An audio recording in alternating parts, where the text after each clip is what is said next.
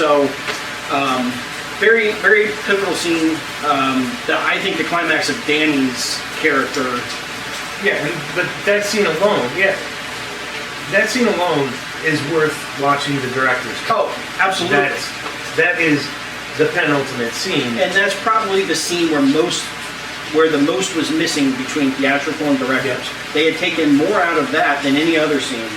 There's a lot of little scenes that weren't in the movie at all, but the scenes that were in the movie that they altered to get it down to the time that they wanted it to be, that was the scene that they stole from and took out the most from. Yeah. And it really is a important. shame, because this confrontation, this Danny desperately trying to plead his case to his father, you need every minute of that. Yeah. Like his whole life he's been running from his father's shadow, or however you want to say it, and now he finally gets to confront him. And you're going to cut that down and make it go fast? Yeah.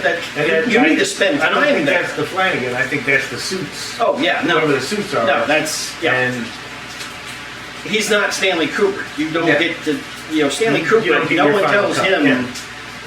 what gets cut out. Stanley takes it out if he doesn't feel like it should be in there. Mike probably had to answer to people because they're like, look, it needs to be 2 hours, 40 minutes, no longer. Now, there's other things I would have taken out before I took out that scene, but I get it. You need those other things to keep the story moving. That story starts not to make sense if you take other things out. A lot of the other added time is the bumpers of having chapters. Yes, the little place cards. Yeah. Just like The Shining. 5 seconds here. Right. That adds up. Well, that beautiful little shot where it goes into the hotel and then over to the bar and there's an empty glass sitting there. That was great. That was a nice little... Same. That's our first time getting to go back into the hotel when it's not a flashback. Yeah. So that scene ends with Abra telling Danny that she sees Rose the Hat coming. Danny had told her to stay outside and wait, and when she sees the headlights coming around the edge of the mountain, to then tell him. So she gives him the little blast from outside saying she's coming. They go out and they go back in. Then he brings her inside so they can prepare for the confrontation with Rose, which is in the absolute end-all be-all favorite rooms of any movie for me. The Colorado Lounge is my all-time favorite set of any movie. And that's not just the lounge. It's everything around it. The staircase. The staircase, but I mean all the bedrooms, the hotel rooms around it. When you go around the hallway and you see looking down into the overlook, down into the Colorado Lounge. All the windows on the one side. All that stuff. Bookcases. Because that's all one set. Yeah. It's one big set, and that is if there was one place of any movie that I could, if I had the money that I could build, it would be the Colorado Lounge. Yeah. I would build that and spend every day walking my wife up those stairs until she divorced me. Which would probably be day two. Yeah. Probably day two. Yeah. So from there, they go inside. Rose shows up. She does her walk through the hotel. She sees the blood come out of the elevator. That's a fun scene, but that's one of two scenes in the movie that I actually don't like. When she just looks and goes, that's nice. Or whatever she says. It looks like it amuses her. She kind of smiles and then keeps walking. Yeah, that to me, it took me out of the movie for a second, but whatever. So then she finally works her way through the hotel and ends up in the Colorado Lounge, where the typewriter's still sitting there, along with the paper. The Adler Universal 39. Not this model, but close. Where they are waiting for her on the staircase. Danny had seen the axe in the hallway in a glass case and had taken it. So they are waiting for her in the Colorado Lounge on the stairs, and she comes in from the other side where the typewriter is. And that's when they give her the whatever shining blast, where they try to fool her. They think that they try to make her think that she's in Abra's mind when they're in her mind, and they're going to try and lock her. And they're in Abra's mind. She thinks she's in Abra's mind, but she's actually in Danny's. Yeah. And Danny's is in, isn't that in the hedge maze?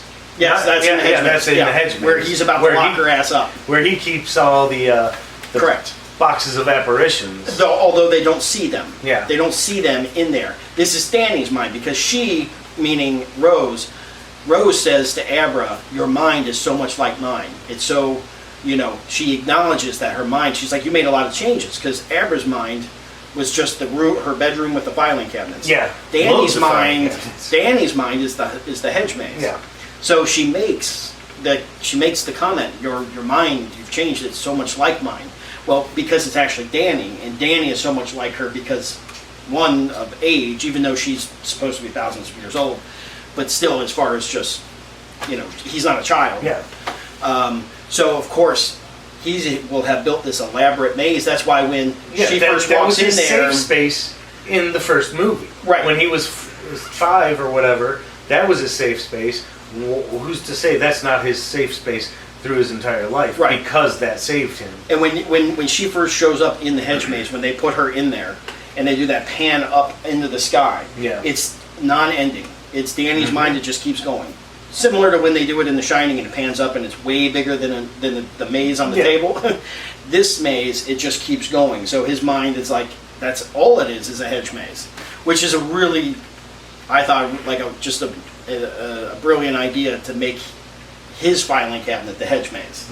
Is, Yeah, of course he's going to have that. Yeah. Like, it's unquestioned, if you're as big a fan of The Shining as we are, to look at that and question, why wouldn't it be? That's not a question. And of course, it's the hedge maze. Well, I mean, that is the spot in which he fooled the hotel. Yeah. I mean, not his dad, because his dad had been taken over by the hotel, so he really fooled the hotel and beat the hotel in that hedge maze. So why wouldn't his mind be laid out that way? So, so while she's confronting Abra and talking to her, Danny's bringing up a box behind her, and he's going to put her in the box. And she realizes right before the box gets there, this isn't your mind at all. And then she forces her way out of this illusion or whatever it is, and Back into reality. Back into reality. And then he tells Abra to run, and Abra runs up the stairs and out of the lounge, and we get the iconic Rose coming across the room while Danny waits for her on the stairs, and then up the stairs. She walks him up the stairs beautifully, shot for shot, The Shining, but Rose in Jack Torrance's place, right, and Danny in Wendy's place. Except Danny knows how to hold an axe. Yeah. I mean, it was done. Shelley Duvall did a fantastic job, but it's still, you got to hold that bat down near that. Yeah. Although she probably would have killed him if she hit him if she was holding the bat properly.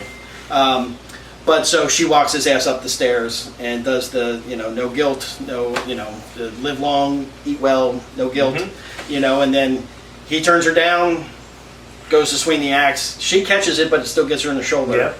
And then she proceeds to beat the shit out of him with it and send him down the stairs. Send him down the stairs. Just like his father. The axe in the thigh. Yeah. Which is very well done, because that was painful to see. Oh, when she yanks it, you hear that rip while it's in his leg. So then down the stairs he goes, just like his father, except he doesn't pass out from it. He's still awake. She comes down and gets on top of him and says something to the effect of such a waste. But then figures maybe she might as well give it a try, and she sticks her thumb into his leg, which is not fun to watch either. That's well done. And right on cue, the steam comes out, and that's when she's like, "Oh my god! Like you taste like whiskey." The adult his shine hasn't faded. It's just aged in that barrel aged whiskey. Big old shine. Cast 23 of And so she starts feeding off of that, because the whole time she's like, "Where have you been? How did we miss you?" And if they hadn't, busy at the moment. Well, and they were going after Violet at that same time. So like that's how they missed him. Is they were focusing on Violet. They missed Danny just by happenstance that they missed him.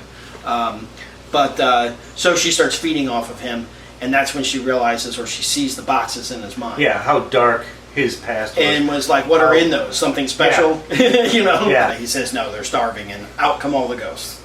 All the ghosts that we. And some of them not from The Shining, but a lot of them we movie. had never seen before. But we get all the classics. They were in the book, yeah. Right. The only ones we really saw throughout the course of this movie was the lady. Yeah. We saw her. Mrs. Macy. And Yeah, we didn't see the girls really, Well, we did see the girls, but brief. right. So like Ray, Lloyd, everybody's in this. Right. This is the whole star-studded cast. Yeah. Come back to help Danny out a little bit. well, they come out and she turns around and they dive and he rolls out of the way and they all go after her. Yeah. Because obviously she's more powerful. That steam, that shine is whatever is going to be much stronger on her. So they all dive on her. They rip her ass apart. She turns to steam and disappears. And then they turn around and there's Danny. And he tries to get the box out. Yeah. And it's just not strong enough. And they go on him. And instead of feeding off of him, they take him over. The hotel takes him over. Yeah, they because need it physical realizes representation. right, it realizes Danny's not so much important because Danny's going to die. Yeah, and they just had a big meal. Yeah, well, Danny's going to die from that leg wound. The hotel's got to know that, so it decides to take over Danny to go get Abra. If it can get Abra, just like it wanted Danny when he was a boy, if it can get Abra and he can kill Abra, now her energy will stay at the hotel. Yep. She's much more important at this point to the hotel than Danny is. So they're just going to use him as a vehicle to get her, because that's all they can do. None of the ghosts are strong enough to do anything to her. No. No. So it's they actually need a real person. So to take over Danny, he starts to chase Abra, and she is able to get him. She hides in room 237. Tells the old lady to try it when she gets out of the tub. Like, go ahead and try it. Calls her out, and she stays right there in the tub. And then Danny finally comes through the door, and you can tell that it's not Danny. He's all jacked up. One eye's dead. Yeah, it's the blank eye or the clear eye or whatever. Yeah. And, they use some Shining phrases in the scene. He says, masks off. Mm-hmm. When she says, that's just a mask, that's Dan Torrance that you're wearing, that you're really the hotel. And so she lets the hotel know that Danny actually beat them once again, because the first thing Danny did when he got to the hotel was go to that boiler room, which brings us full circle back to The Shining, the book. The book. Where the boiler goes unchecked. So Danny goes in, specifically turns the boiler on full blast, and then walks out, and that boiler's been running and not letting out the steam. And so Danny tells Abra, get out. He's able to pull back out of the hotel for a second, tells her to get out. Yeah. Hotel gets him back, and then he runs down to the boiler room to turn it off, or to shut it down. And Danny's able to pull back control, and then just forces himself to kneel down and watch this thing explode in front of him. But then we get the climax between Dan and Jack was important, but this is really, I think, what gives Danny that full circle is that moment with his mom. Yep. Because he says earlier that when she died, he couldn't look at her because the death flies on her face, and she could tell that he couldn't look at her. This is their two spirits reconnecting. Yeah, they're two spirits in what is their prime. Right, and each individual when they were last happy. Yeah, really. And so you get that moment, and then the whole hotel blows up, and Abra gets away. You can see ambulances and fire trucks coming as the hotel burns down, but we see the hotel go down. Stephen King gets what he always wanted, which is that hotel to get destroyed. Yeah. We get one last trip into the Overlook. Yeah. And which well is done. Not many people, but there's been attempts at doing Stephen King fantasy books, which Dr. Sleep was definitely more on the fantasy side than it was the horror side. And it was well done, because the version of The Dark Tower that came out... movie? Yeah. I did not see it. Oh, yeah, don't. I've heard no good things. It does a great injustice. Yeah. If you're into the Stephen King fantasy and you haven't seen that, go ahead, do yourself a favor and watch something else. Yeah. Yeah. But I mean, all in all, Dr. Sleep is fantastic. And another thing that I'd just like to mention in closing about it, it's Flanagan being Flanagan, not being... He really didn't behold himself to Stephen King or Stanley Kubrick. He doesn't rely on any a lot of Stanley Kubrick tricks from No. The Shining. No. Yes, he built the sets. Yes, some scenes are mimics, but the He entire recreates movie, a couple little he recreates snippets. some he pays homage to a few scenes, but his directing style is completely different. Oh yeah, The way he moves his the pacing. movie. You can't. And I mean that, like I said, that scene with that kid baseball player. That You was- would not have seen something like that in Stanley's. I No. don't think. Like that No. was No, pure. that was- That was Mike Flanagan, like haunting of Hill House Mike Flanagan. Yeah. That was some dread shit there that I don't think you get. Yeah, I'd in the rather not- original Shining. Like, I'll watch it whenever it's on, but like that scene's very difficult to get through. And Oh. every time I've had to look at it, it's like it's not getting any easier. No, it doesn't Yeah. get any easier, and that's a credit to that kid. Oh, Whoever yeah. that kid was. That I mean, like, it's rare you see a child actor convey that kind of pain and make it sound and make it feel real and Yeah. not fake. But so, Dr. Sleep, great second half to the Shining story. Now we Yep. did find out that apparently J.J. Abrams is going to get to play with those toys, and they're doing a Shining HBO show Yep. where it makes sense because unlike Stanley Kubrick's Overlook Hotel, this didn't burn down. So all those sets are still there. Yeah. Hopefully Like, they're using the sets. so and not why wouldn't you CGI-ing go it. back Yeah. and tell that story and just use all those sets again? Mhm. Because it takes place at the Overlook. It's not the Torrance story. It'll be all the shit that happened at that hotel before the Which Torrances there's- got there. If you read The Shining, the book, there's so many stories in that book about that hotel Mhm. that he gets into that you just can't put into a movie. No. You but treat as a this show like series, a creep show. Let Yeah. different people take a shot at writing different stories. Give Stephen King his chance to tell one of his stories that he had just touched upon. Let him develop an hour show episode based off of some story. Let some other famous people, let Jordan Peele tell an episode, right? Like, that would be fantastic. So, we may not be done with the Overlook just yet. We're done with the Torrances, as far as we we'll know. never be done with The Shining. But we may not be done with the hotel, which, fingers crossed, that does come to fruition, because anytime we get to go back to that hotel and those sets, it's pure joy to see those sets again. So, but as far as Dr. Sleep goes, perfect second half to the first half of the story. Director's cut. Director's cut. I mean, like I said earlier, I view it in the same breath as It Chapter 1 and It Chapter 2. Dr. Sleep is Chapter 2 to The Shining Chapter 1. It's Yeah. Yeah. they blend together, and they do a good job, considering they were made so long apart from each other, of connecting those stories and not doing anything to disrupt the Shining story, but actually being able to add to it. Yeah, to justify it. Yeah, and to give us more to those characters. That's hard to do. To go back to a movie that was made 40 years ago and add something to those characters that were done so perfectly the first time. Yeah, and watching because not many people will watch The Shining and then immediately put on Dr. Sleep to see. But of course, we both have. Several times. And it's not a hard transition. No. You know, it stands up. Yes. It's no And- Stanley, but No. nothing is. But Yeah. I don't think Stanley would have ever done this sequel anyways, because No. Stanley had the chance to show that they made it down the mountain, and he took that ending out. He took the ending of them Yeah. being at the hospital and Ullman coming in throwing him a ball. and giving him the ball. Yeah. He took that out. He did not want anyone knowing that they made it down the mountain. He wanted it more obscure. Maybe they didn't nice, make it. Nice ambiguous ending. So- which he loved. Yeah, so you need someone different to address, yes, they did make it, and here's what happened to their lives after it.